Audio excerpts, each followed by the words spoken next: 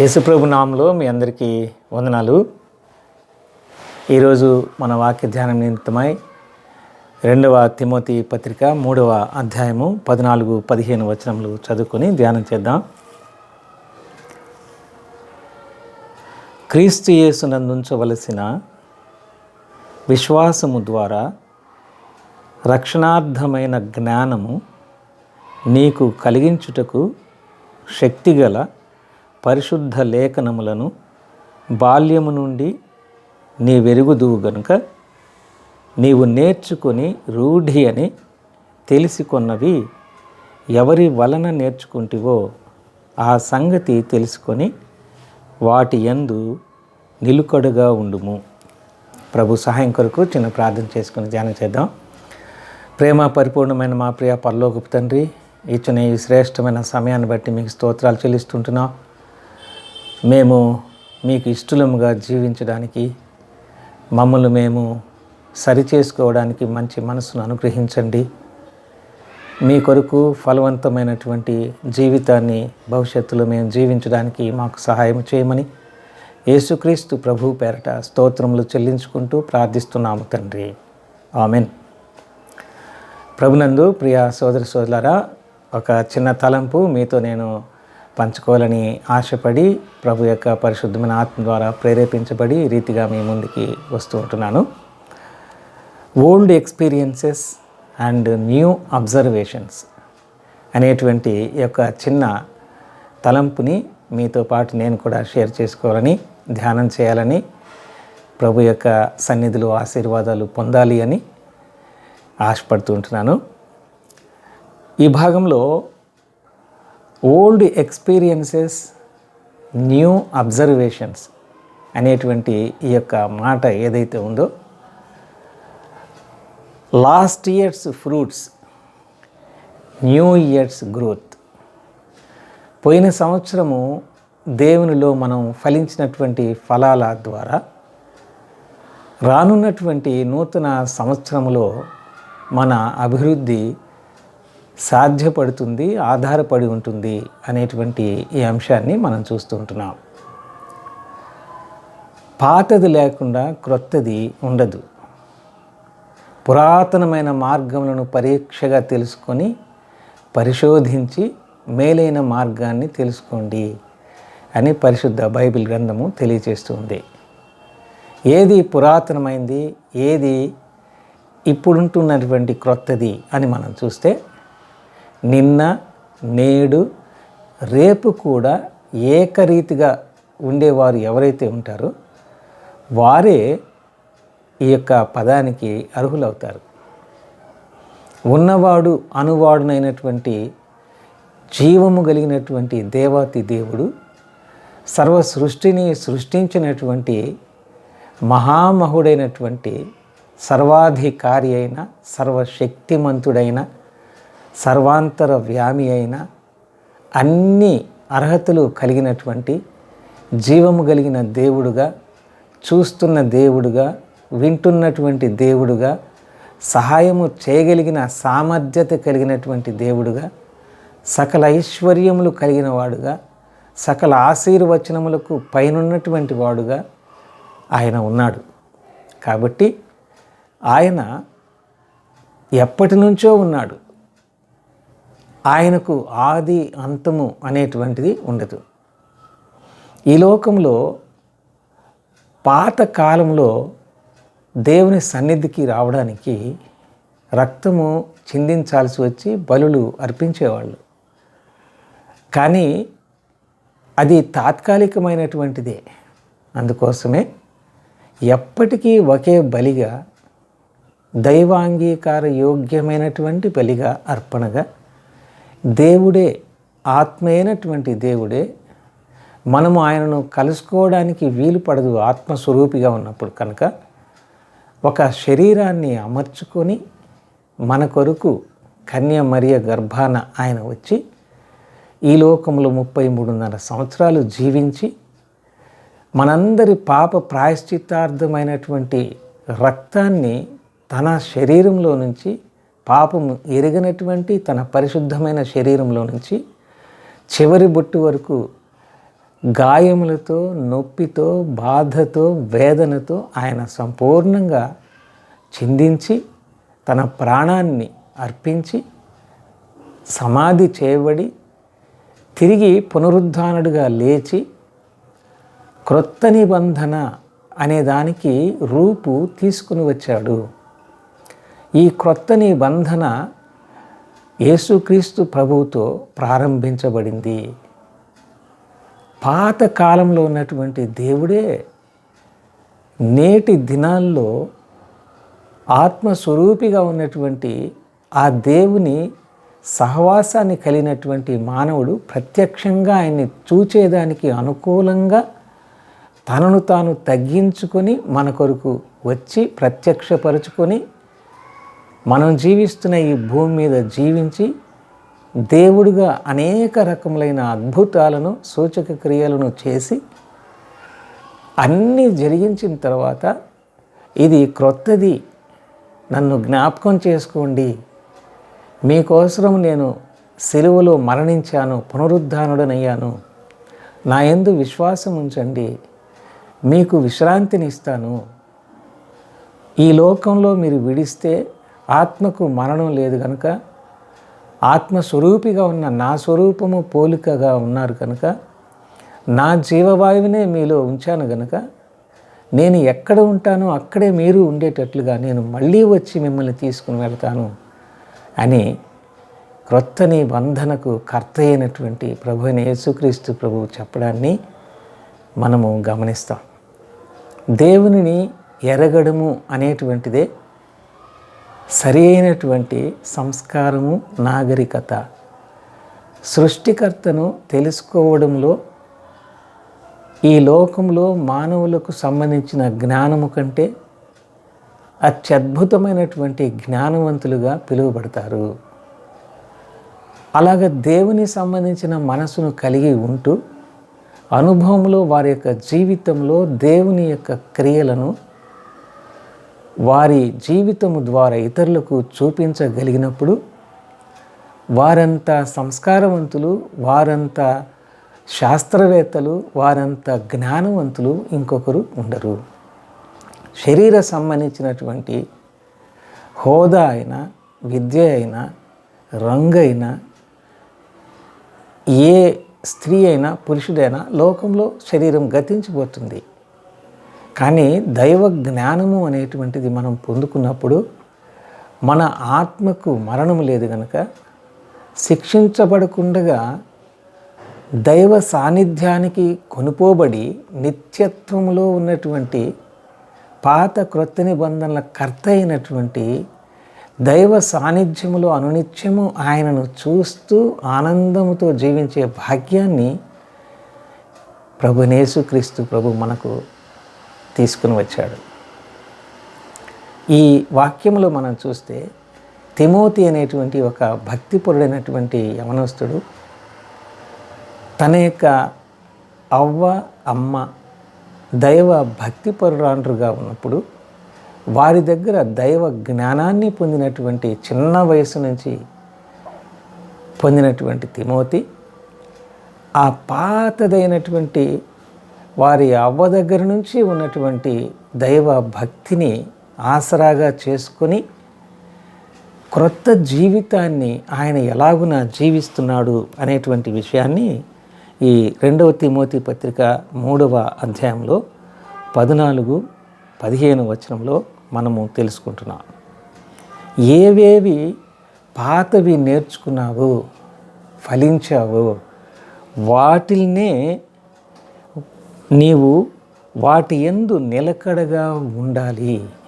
లోకానికి ఆ యొక్క ఉపదేశాన్ని సరి అయినటువంటి రీతిలో విభజించి ఇతరులు కూడా ఈ రీతిగా ఫలించేటట్టుగా నీవు ప్రయోజకుడివి కావాలి అనేటువంటి మాటని దైవజనుడైనటువంటి అపోస్తుడైనటువంటి పౌలు గారు ఆత్మీయముగా కుమారుడిగా పిలువబడుతున్నటువంటి తిమోతి గారిని ఉద్దేశించి ఏ విషయాలు తెలియజేశారు. మన యొక్క అనుభవాలను గురించి, ఓల్డ్ ఎక్స్పీరియన్సెస్ అనే చిన్న టైటిల్ గురించి మన యొక్క అనుభవాలను గురించి మనం ఆలోచన చేసినప్పుడు రోమీలకు రాసినటువంటి పత్రిక 8వ అధ్యాయము 12వ వచనం నుంచి 15వ వచనం వరకు మనం గమనించినట్లయితే,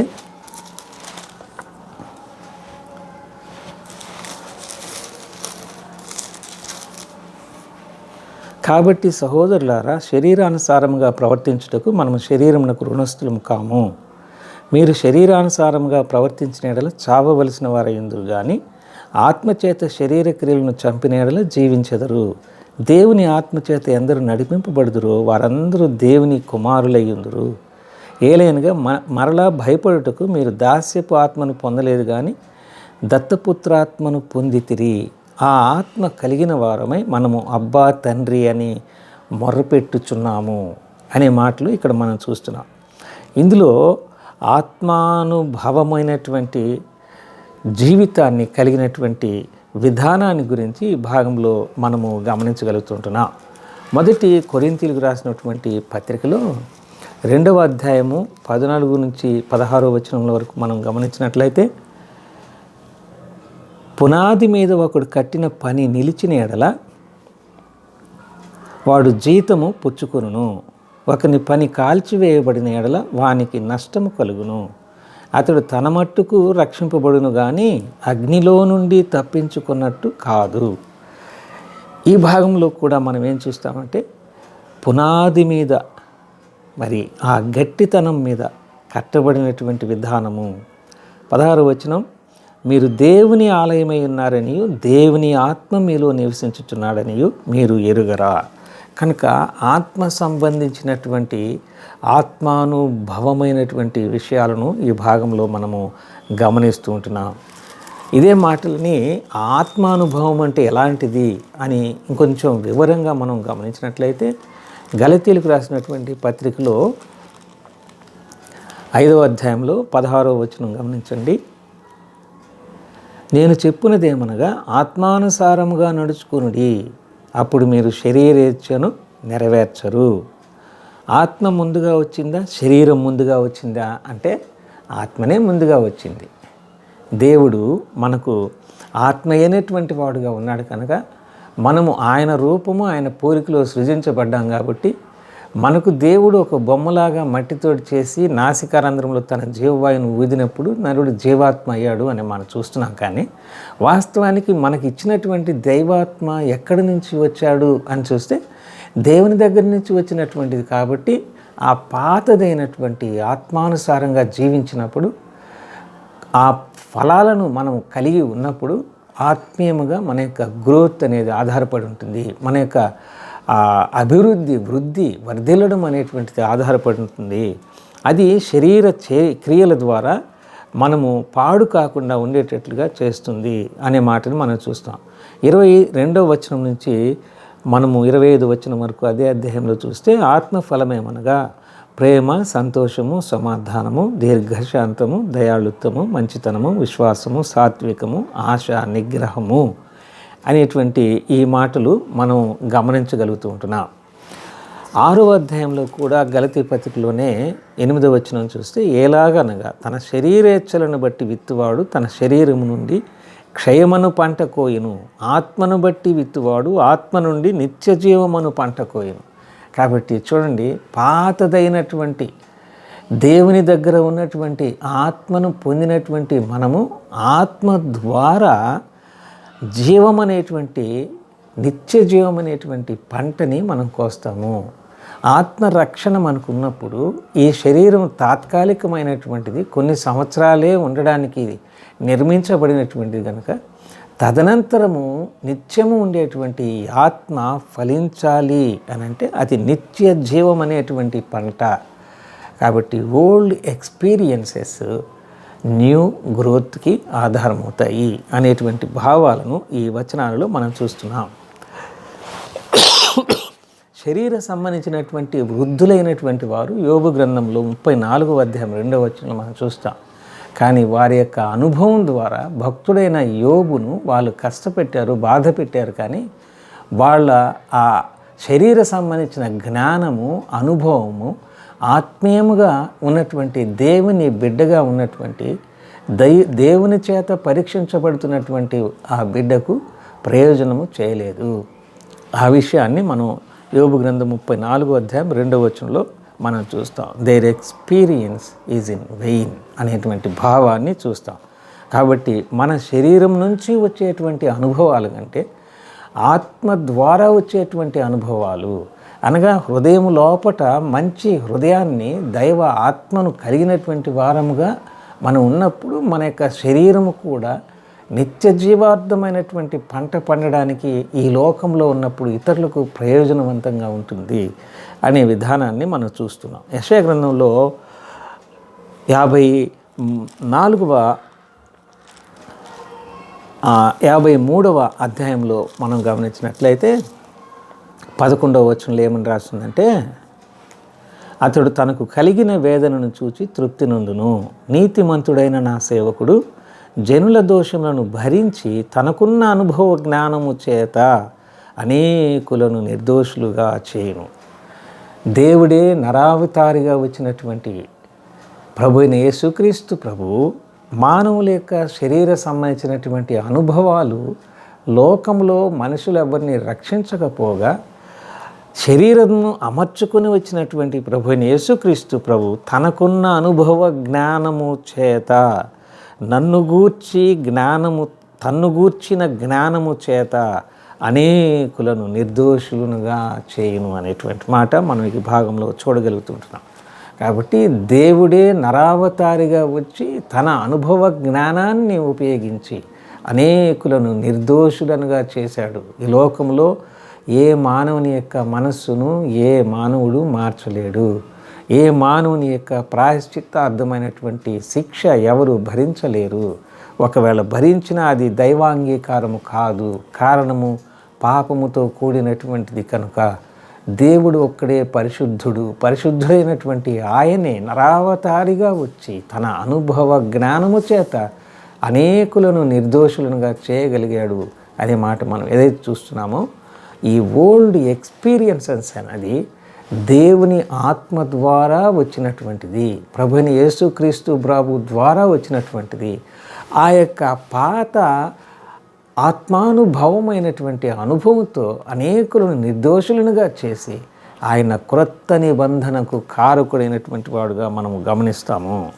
రెండవ భాగంలో న్యూ అబ్జర్వేషన్స్ అనేటువంటి ఈ మాట మనం చూస్తే 119వ కీర్తన 59వ వచనంలో, నా మార్గములు నేను పరిశీలన చేసుకుంటుని. ఇర్మియా గ్రంథం 9వ అధ్యాయం 24వ వచనంలో, నన్ను పరిశీలనగా తెలుసుకొనుటను బట్టి, అంటే దేవుడే కోరుతూ ఉంటున్నాడు అనమాట. మొట్టమొదట ఒక వ్యక్తి న్యూ అబ్జర్వేషన్కి వెళ్ళాలి అన్నప్పుడు తనను తాను సంస్కరించుకున్న తర్వాత ఇతరమైనటువంటి అబ్జర్వేషన్స్కి వెళ్ళాలి. పరిశీలన అంటారు. తనను తాను పరిశీలించుకోవాలి ఫస్ట్.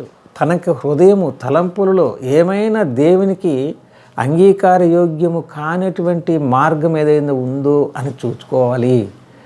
తన లోపల ఉన్నటువంటి దానిని చూసుకోవాలి. అందుకనే నీ కంట్లో ఉన్న దూలాన్ని తీసేసుకొని ఎదుటివాని కంట్లో నలుస్తీయమని బైబిల్ గ్రంథం చెప్తూ ఉంది. ఇతరులకు మనం బోధిస్తున్నాము అంటే, ఇతరులకు మంచి చెప్పగలుగుతున్నాము అని అంటే, అది ముందుగా మనం అనుభవించి ఉండాలి. ఆ ఓల్డ్ ఎక్స్పీరియన్స్ అనేది మనలో ఉండాలి. అప్పుడు మాత్రమే మనం న్యూ అబ్జర్వేషన్కి వెళ్ళగలుగుతాం. ఆ వెళ్ళేటప్పుడు మనల్ని మనం పరిశీలన చేసుకోవాల్సిన వారు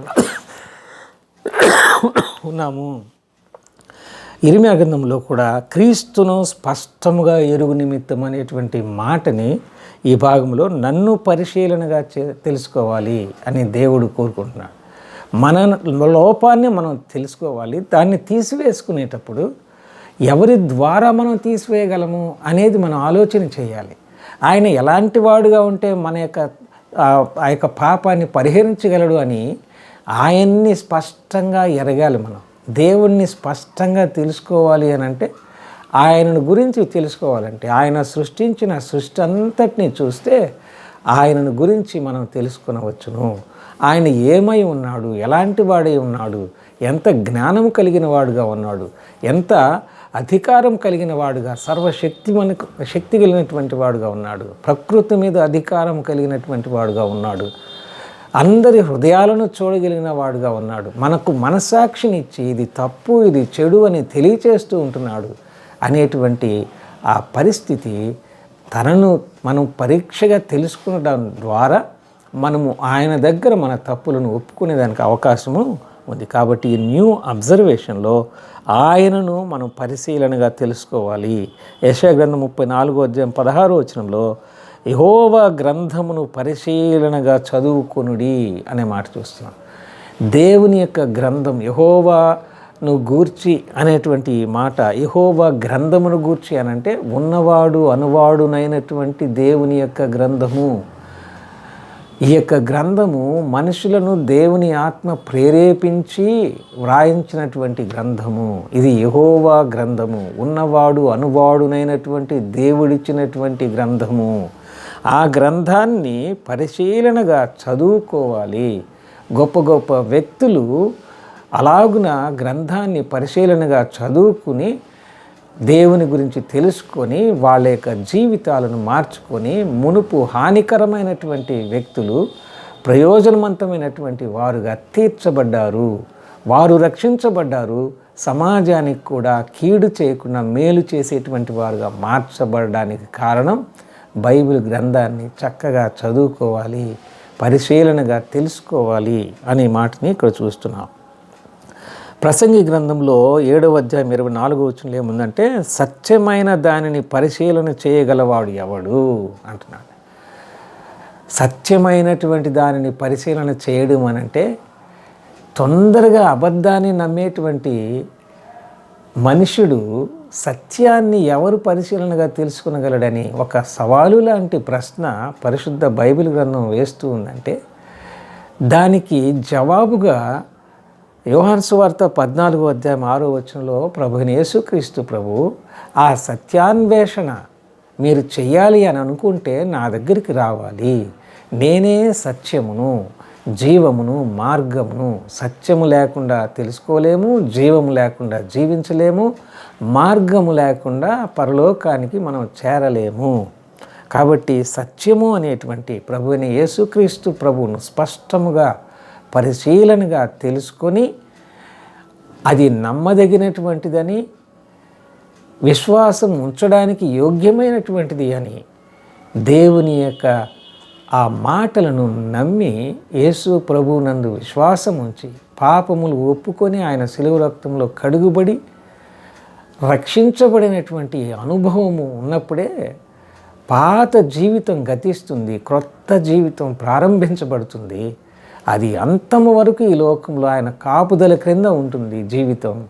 లోకాన్ని విడిచిన తర్వాత నిత్యత్వములో మన యొక్క ఫలింపు వర్ధిల్లడము అనంటే పరలోకమునకు మనల్ని తీసుకుని వెళ్ళేంత వరకు ఈ లోకంలో ఉన్నంత వరకు మనము వర్ధిల్లుతూనే ఉంటాం. ఈ శరీరాన్ని లోకంలో విడిచిపెట్టినా, అది ఏ రీతిగా కూడా ఈ లోకంలో కలిసిపోయినా, ఆత్మ దేవుని దయచేసిన తన దగ్గరికి వెళుతుంది. అది ఆత్మ ఫలము, పరలోకపు ఫలము అనే విధానాన్ని మనం చూస్తున్నాం. సామెతల గ్రంథం 21:2 మనం గమనించినట్లయితే, యెహోవాయే హృదయములను పరిశీలనగా చేసేవాడు అనే మాట. హృదయాలను పరిశోధించగలిగినటువంటి వాడు దేవుడు మాత్రమే. మనుషులు ఇంకొక మనిషిని యొక్క హృదయపు లోతు ఎంత ఉందో చెప్పలేరు, తెలుసుకొనలేరు. కేవలం ఒక్క దేవుడు మాత్రమే మనిషిని యొక్క హృదయాన్ని పరిశోధించి తెలుసుకునేవాడు. హృదయము లోపల ఉన్నటువంటి దురాశలను చంపడానికి మానవునికి శక్తి చాలదు. దాని యొక్క కోరికలు ఇంత అంత అని చెప్పడానికి లేదు. అది ఘోరమైన వ్యాధి కలిగింది. అందుకనే ఆయన మన హృదయము కంటే అధికుడు. మన హృదయాన్ని జయించగలిగినటువంటి వాడు దేవుడు మాత్రమే. కాబట్టి ఆయనకు మనం అప్పగించుకునే విషయంలో మన యొక్క న్యూ అబ్జర్వేషన్స్, దేవుడు ఇలాగున ఉన్నాడు అనేది మనం ఎరగాలి. 139వ కీర్తన 3వ వచనంలో, నా నడకను నా పడకను పరిశీలన చేసి ఉన్నావు అని అంటున్నాడు. దేవుడు మన కదలికలు అన్నిటినీ పరిశీలనగా ఆయన ఎరిగినటువంటి వాడుగా ఉన్నాడనే సత్యాన్ని ఎప్పుడైతే మనం నమ్ముతామో పాపము చేయడానికి అవకాశము ఉండదు. పాపము లేకపోతే రోగము ఉండదు, పాపము లేకపోతే మరణము ఉండదు. ఈ శరీర సంబంధించిన మరణము తాత్కాలికమైందే. ప్రభువు తిరిగి వచ్చినప్పుడు, తన వారిని వెంట పెట్టుకుని వచ్చినప్పుడు, ఆ జీవంతో ఉన్నటువంటి వాళ్ళందరూ కూడా ముందుగా ఆయన్ని ఎదుర్కొంటారు. మృతులైనటువంటి వాళ్ళు ముందుగా వారు లేపబడతారు. తమ యొక్క ఆత్మలను వెంట పెట్టుకుని వచ్చినటువంటి దేవుని దగ్గర నుంచి వచ్చిన వారి ఆత్మలు ఎవరెవరి శరీరాల్లో ప్రవేశించి మహిమల దేహాలుగా ఆయన ఎదుర్కొంటున్నప్పుడు సజీవులుగా నిల్చున్నటువంటి మనము కూడా ఏకముగా ఆయనను ఎదుర్కొంటాము అనేటువంటి విధానాన్ని మనం చూస్తాం. కీర్తనలు 17:3 ఏముందంటే, రాత్రివేళ నీవు నా హృదయమును పరిశీలించితివి అన్నాడు. కాబట్టి చీకటిని సూచిస్తున్నటువంటి పాప లోకంలో మన యొక్క చర్యలను ఎరిగినటువంటి దేవుడుగా ఉన్నాడు. వాటిని సరిచేసుకోవాలి అనే విధానాన్ని మనం చూస్తున్నాం. 37వ కీర్తనలో 11వ వచనంలో మనం గమనించినట్లయితే, ఆ వచనం మనం చదువుదాం.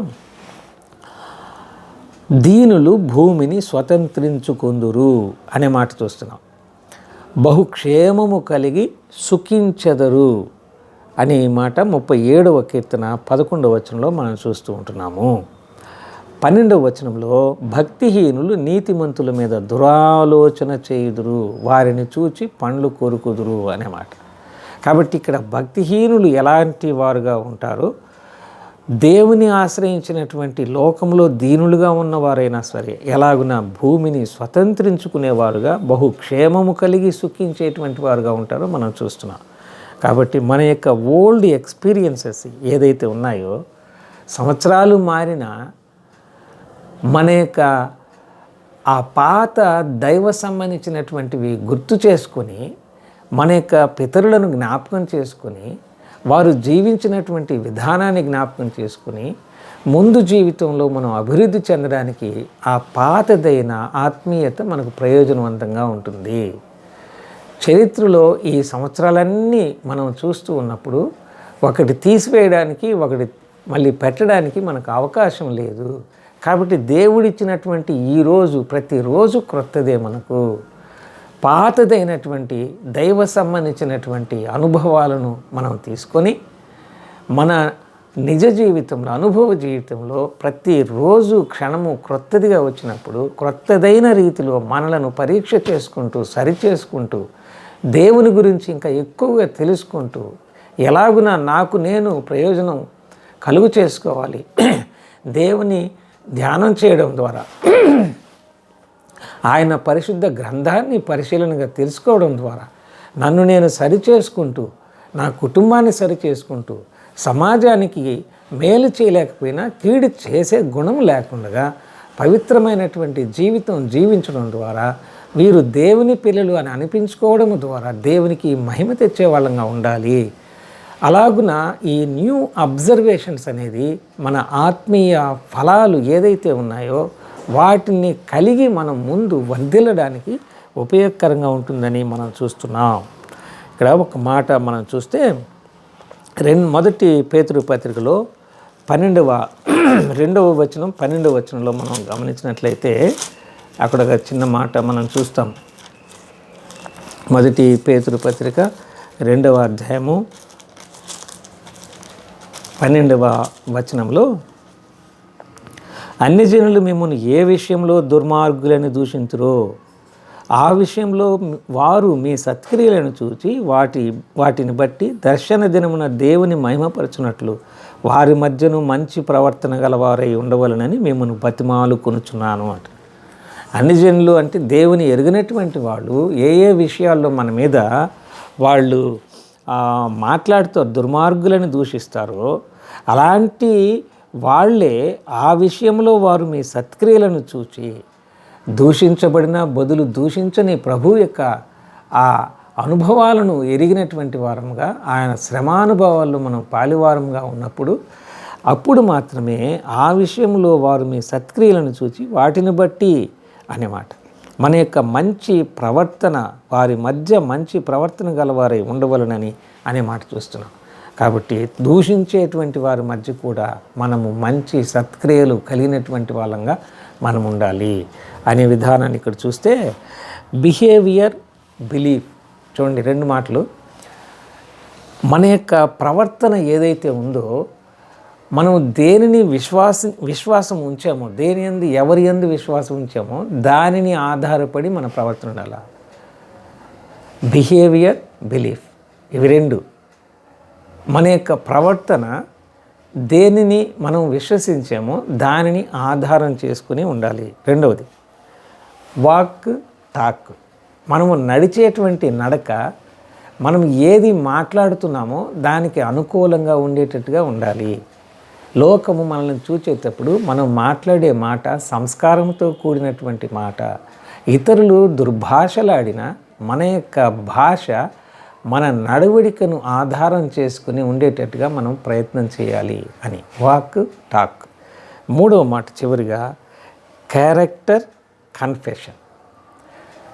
స్వభావము, మనం దేన్ని ఒప్పుకున్నామో దానిని బట్టి ఉండాలి అనే విధానాన్ని చూస్తున్నాం. ఈ చిన్న ధ్యానాన్ని దేవుడు మన వినికిడిలో దీవించును గాక. ఆమేన్.